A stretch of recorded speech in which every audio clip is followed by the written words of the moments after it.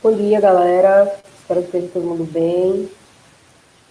Nós vamos retomar hoje nosso estudo sobre o território brasileiro, sobre a sua história, sobre a população. Vamos lembrar algumas coisinhas para que nossa compreensão seja um pouquinho melhor sobre o assunto.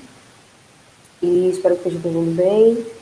Com saudade de vocês, das aulas presenciais. E vamos para a aula.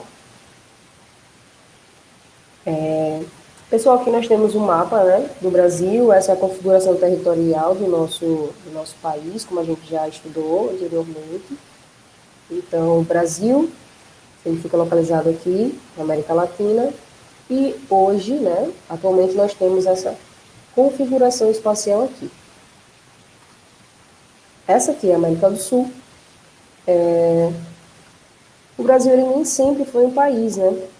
O território já teve vários tamanhos também, e formas. Mas essa é a atual configuração, a que nós vimos anteriormente, e esses são os limites e extensões do território brasileiro. Tudo isso é resultado de uma história que se iniciou não, né? Uma história que nos foi contada a partir do século XV, porque anteriormente nós sabíamos que existiam povos que estavam habitando esse país, mas ele ainda não tinha essa configuração territorial. Então, a história, esse território ele começa a tomar as formas que tem hoje a partir da chegada dos colonizadores portugueses. E essa terra aí ela ainda não tinha sido explorada pelos europeus, né? Nessa época aí o Brasil, ele não existia como nós conhecemos hoje. As terras que mais tarde iam formar esse país gigantesco, né, que é o nosso, elas já eram habitadas fazia tempo, como nós falamos, né? Mas eram desconhecidas pelos europeus, essas terras. E aí eles vieram para a América do Sul e começaram a reconhecer o território, mesmo com os proprietários do território aqui.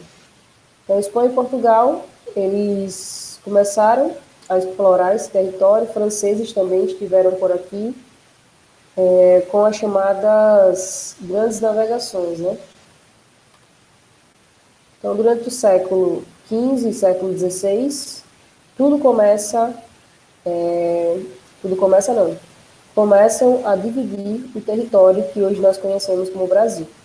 Então, aqui em 1494, nós vamos ter o Tratado de Tordesilhas, dividindo, né, o país, que nós chamamos hoje de país. Nesse caso aqui, antes pertencia à colônia portuguesa e à coroa espanhola.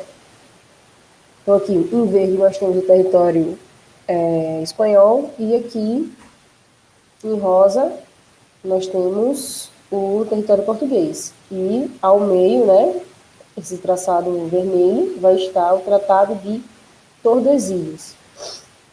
Esse tratado aí foi um acordo entre Espanha e Portugal acerca do território, né, sul-americano, e 20% do território era de Portugal, o resto era dos espanhóis. Então, o início dessa colonização, né, aqui no Brasil, nós já conhecemos a história, ela vai acontecer principalmente próxima ao mar, por causa da cana-de-açúcar, não, por causa do pau-brasil, e aí esse pau-brasil precisava ser movido para a Europa, então quanto mais próximo do mar, melhor para escoar esse pau-brasil. E nós temos no início, né, da colonização os portugueses fazendo a exploração do pau-brasil na Mata Atlântica. Então, a intenção disso tudo era gerar recursos para a coroa portuguesa.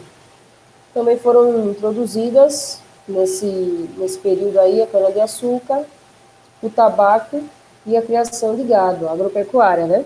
Então, nesse processo aí, eles começam a se apropriar da terra dos povos que já habitavam a região, que eram os povos indígenas.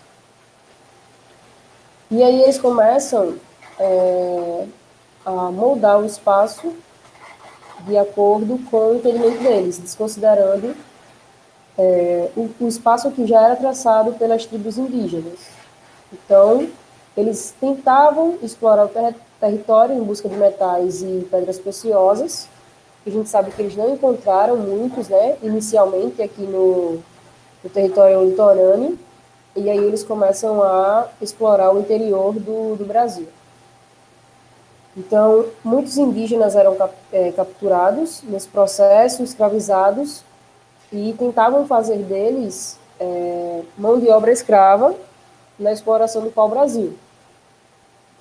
Então, muitos deles foram caçados nesse período e foram utilizados como mão de obra escrava, como nós estamos vendo aqui nessa imagem.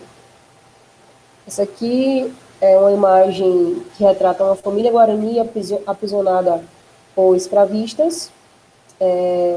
Essa é uma tela de Debré, que é um pintor muito famoso, que é de 1830. Muitos artistas eles procuraram retratar cenas de vida durante todo o período da colonização em pinturas ou gravuras. Debré foi um deles.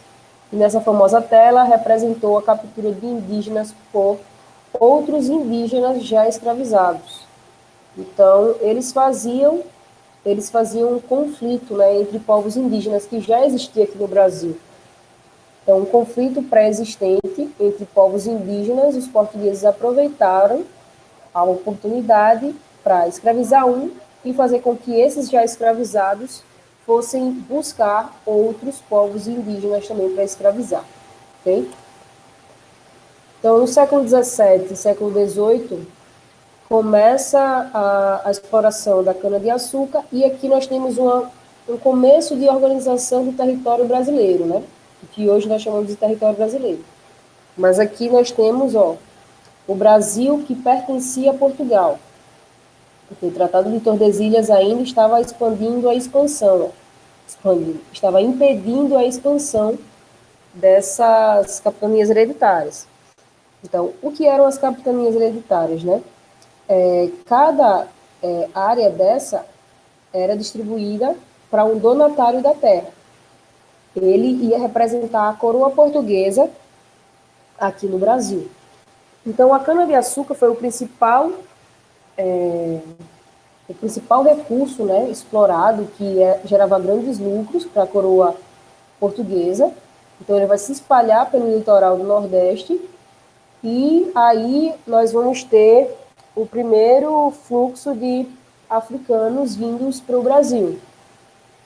E eles realizavam todo tipo de trabalho, né, de forma escrava. Nessa época, a ocupação do território brasileiro era concentrada no litoral. Então, nós vamos ter a divisão em capitanias hereditárias, como se fossem os estados, né? E essas capitanias eram passadas de pai para filho, por isso que se chamam hereditárias. Só que os portugueses, não contentes com o território que eles estavam ocupando, e nesse território eles não tinham encontrado muito ouro nem metais preciosos, então eles começaram a tentar explorar o resto do território. Aquilo que a gente falou anteriormente, né? Eles começaram aí a tentar achar outros recursos no resto do território brasileiro, o restante que pertencia aí à coroa espanhola. Então, alguns integrantes, né, que eram chamados de bandeirantes, eles, com alguns indígenas que já estavam aí se integrando, né, à cultura dos conquistadores, eles começaram a explorar o território além do Tratado de Tordesilhas. E essas expedições ficaram conhecidas como bandeiras, né? E os bandeirantes ficaram muito conhecidos. Eram bandeirantes ou sertanistas. E eles tinham o principal objetivo de vida, né? Buscar indígenas para que eles fossem vendidos como escravos. E nesse avanço eles encontravam também, exploravam a região para saber o que podia ser explorado ali de recurso. Então aqui nós temos a movimentação dos bandeirantes. Aqui está, principais entradas e bandeiras, séculos XVII e século XVIII. Então a gente vai ver que a exploração do território brasileiro, ela vai durar praticamente 2 séculos, né? Para que eles comecem a passar do Tratado de Tordesilhas. E aí tem uma movimentação para o sertão nordestino, né, para explorar essa região. Nós temos uma migração na direção do Sudeste, também para a exploração desse território, estabelecimento das primeiras cidades, que são litorâneas, e etc. Então, o sertanismo, que também era um bandeirante, um movimento dos bandeirantes, né? Existe aí um movimento de sertanismo minerador. E aí eles percorriam os rios em busca de ouro, prata, pedras preciosas, tendo como ponto de partida a Vila de São Paulo. Então, esse movimento sertanista minerador, ele vai partir, da região sudeste, em busca, eles vão subir os rios em busca de metais preciosos, tá? Então, vamos ter, por último, a expedição contratadas pelos donatários, os chefes das capitanias hereditárias. Eles contratavam, né, pessoas para combater e escravizar os indígenas que estavam se opondo à conquista do território. Então, eles ainda, além de capturar os indígenas que estavam tentando combater esse movimento deles, eles capturavam os escravizados também, que fugiam das fazendas e que iam se abrigar em quilombos, né? Então, eles também tinham esse papel, os bandeirantes, de buscar os escravizados que teriam fugido das fazendas. Então, esse Tratado de Tordesilhas, no século XVII, com a quebra, né, do tratado, os portugueses eles começam a se apropriar das terras espanholas, a oeste da linha do tratado. Então, esse avanço ele vai ocorrer por meio de expedições armadas pelo Rio Amazonas em direção ao interior do continente. Então, os portugueses eles buscavam as drogas do sertão coletadas por indígenas escravizados. As drogas do sertão aí eram especiarias, né? Urucum, algumas sementes que existiam na floresta amazônica que os indígenas já conheciam. Então, eles utilizavam a sabedoria indígena para também ir em busca dessas drogas do sertão, né? Então, não eram aqui do sertão nordestino, eram da Amazônia. Eles chamavam de sertão por ser uma terra distante e desconhecida. Então, para o estabelecimento dessas pessoas aqui, né, da colônia portuguesa, eles também começaram a explorar com maior frequência a pecuária, né, principalmente no interior do Nordeste, no sertão nordestino, no caso. Aqui nós temos a orientação para drogas do sertão, vai ser o nome dado para os produtos extraídos da floresta amazônica, como eu falei, canela, cacau, castanha, cipós, com as raízes que têm propriedades medicinais, urucum, por aí vai. E os quilombos são povoações formadas por escravizados fugidos. Nós temos o maior quilombo, né, da América, que é o Quilombo dos Palmares, aqui em União dos Palmares, aqui em Alagoas. Foi o maior quilombo da América, e é um orgulho, assim, pra gente, né? Porque nós tivemos vários heróis que combateram esse período que foi tão triste na história do Brasil. Então, nós vamos ter vários povoados aí. Então, o território brasileiro ele começa a ser transformado. Então, como os bandeirantes eles exploravam o território, né? Além do Tratado de Tordesilhas, eles começam a formar alguns povoados, algumas pequenas cidades, as vilas que já existiam, eles transformavam em cidades. Então, durante o século XVIII, a colônia portuguesa ela vai começar a se expandir para o interior do país e vai criar novos espaços, né, geográficos. Eles vão caminhar para a configuração que nós vemos mais ou menos hoje, para o aumento do território português. Aqui no século XIX, nós já temos uma configuração muito parecida com a que nós temos hoje do território brasileiro. Então, aqui no início do século XIX, né, nós temos o crescimento de outras atividades econômicas. Essas atividades econômicas nós já estudamos, que é a cafeicultura, o cacau no sul da Bahia e a extração de látex, a borracha, né, na Amazônia. Então, em 1750, Portugal e Espanha vão assinar o Tratado de Madrid, reformulando as fronteiras e praticamente o território conquistado, né, aí vai ter essa configuração, mais ou menos essa configuração parecida com a que nós temos hoje. E no século XX nós temos a consolidação das fronteiras.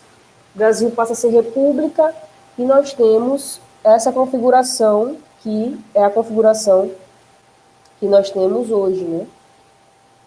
Dos estados, a divisão do território brasileiro. Então, no final do século XIX e início do século XX, por meio de tratados e conversações diplomáticas com os países e colônias europeias vizinhas, os brasileiros resolveram as pendências que eles tinham com as fronteiras de Peru, Venezuela. E em 1903, o governo brasileiro comprou da Bolívia o território que hoje corresponde ao estado do Acre. Assim, em 1904, o território assumiu os limites fronteiriços atuais. Tá? Os estados, como nós vimos, ainda não estavam exatamente delimitados como se conhece hoje, certo? Ao longo do século XX é que esses estados foram mudando. O estado do Tocantins foi o último a ser criado, sendo desmembrado do estado de Goiás em 5 de outubro de 1988. Nós temos aqui, ó, Goiás e Tocantins eram uma coisa só, Mato Grosso e Mato Grosso do Sul eram uma coisa só também. Então, esses desmembramentos vão acontecer ao longo do século XX, certo? E aqui nós temos um país que tem agora a configuração atual, com todas as fronteiras estabelecidas atualmente, as divisões estaduais aqui, as fronteiras estaduais, que nós conhecemos hoje, né? Essa grande faixa territorial que é o Brasil está dividida em 26 estados e o Distrito Federal, né? Então, são 27 unidades federativas. Nós já sabemos que nós temos um país com dimensões continentais, né? O Brasil é gigante. Então, aqui nós temos os pontos extremos do Brasil.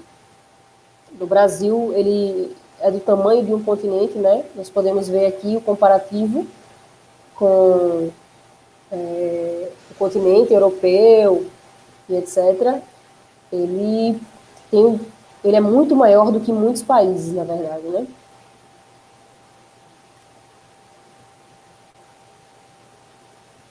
E aqui, gente, chegamos em um ponto importante. Vocês sabem como eu gosto de falar sobre isso. Então, nós temos aqui no Brasil uma versão que não é contada, né, frequentemente, que é a versão dos povos indígenas sobre esse processo de colonização. Então, esse processo que aconteceu aqui no Brasil, ele não fala só sobre os colonizadores, né, como a história é contada de que os colonizadores são heróis, conquistadores e etc.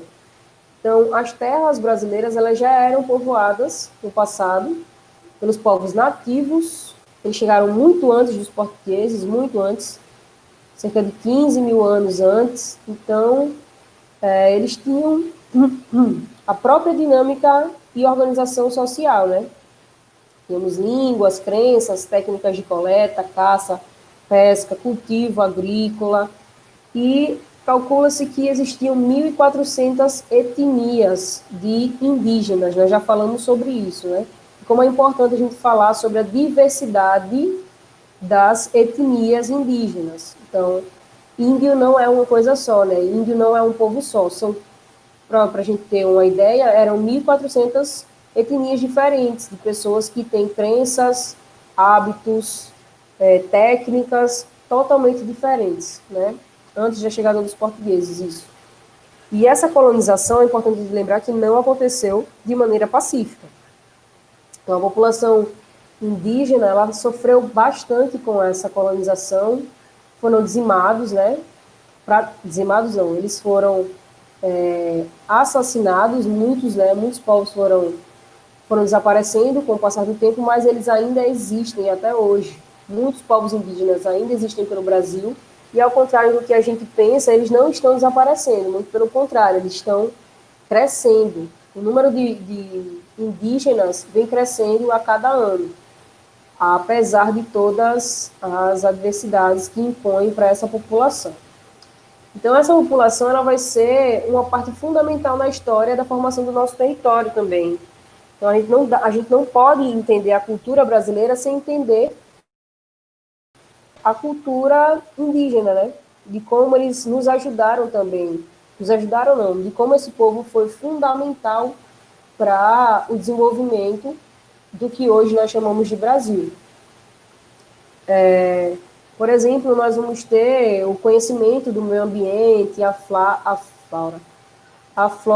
a fauna, o território, né, que foi acumulado por séculos, eles são de conhecimento indígena. Sem a ajuda dos indígenas, os portugueses nunca teriam conhecido o território como eles conhecem hoje. Obviamente que eles forçaram os indígenas a fazer esse reconhecimento do território para eles, né? Não foi uma coisa feita de bom grado, nem a troco de nada. Então, algumas horas eles ofereciam presentes para os povos indígenas, né? A troco de terras ou até de mão de obra escrava. Então, para que explorasse o território e para que eles tivessem bons lucros, né, eles contaram com a sabedoria indígena que já existia no Brasil. E até hoje nós temos muitos resquícios dessa cultura, né, no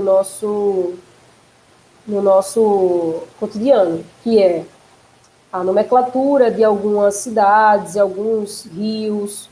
Aqui nós temos um exemplo, que é o Vale do Anhangabaú, localizado no centro da cidade de São Paulo.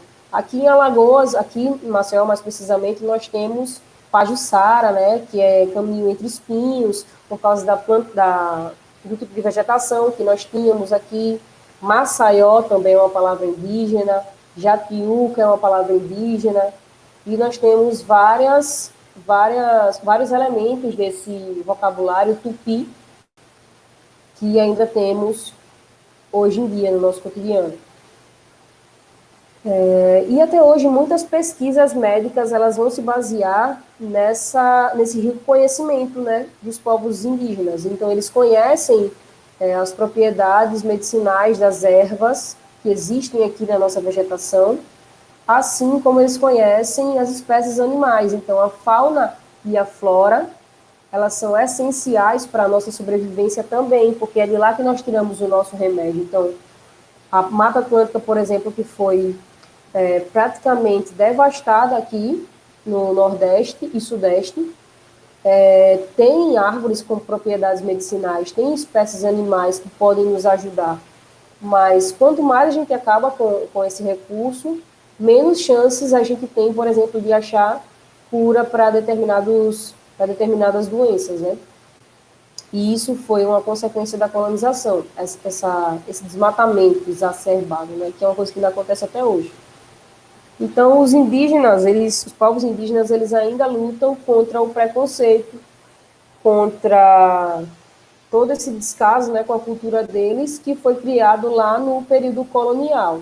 Então, essa ideia de que o indígena ele é preguiçoso, de que ele não tem direito à terra, ou de que a cultura dele é uma coisa folclórica, que não deve ser levada a sério, ou que índio é feiticeiro, isso é do mal. Todas essas ideias elas foram criadas no período colonial e facilitaram muito a colonização. E até hoje as pessoas elas não conseguem ter respeito pela cultura do outro, né? E é uma cultura que é da nossa história. O Brasil ele nasce desse povo, né? Dos povos indígenas, principalmente dos povos que têm a etnia tupi e dos povos que são descendentes da etnia G, que são aqui do Brasil. Aqui no estado de Alagoas, como eu já falei para vocês em sala de aula, nós temos algumas tribos indígenas. Nós temos os Funiôs, nós temos o Chucuru-Cariri, aqui no território de Palmeira dos Índios, e nós temos algumas etnias, né, que nós podemos pesquisar, conhecer, nos informar sobre as lutas deles, quais são as dificuldades que eles estão vivendo atualmente e etc.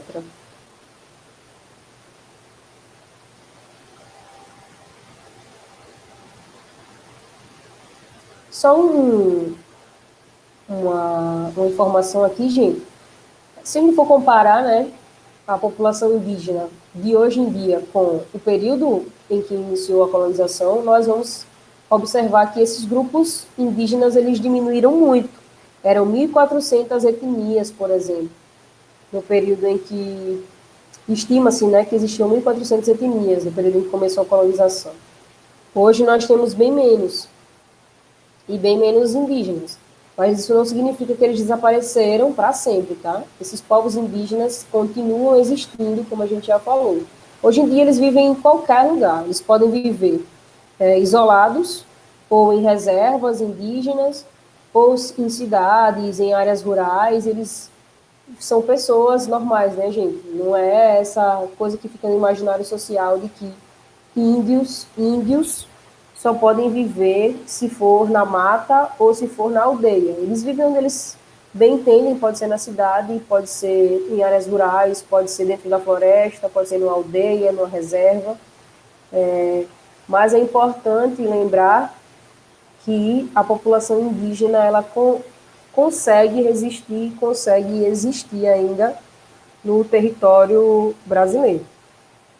Então, essa foi a nossa hoje.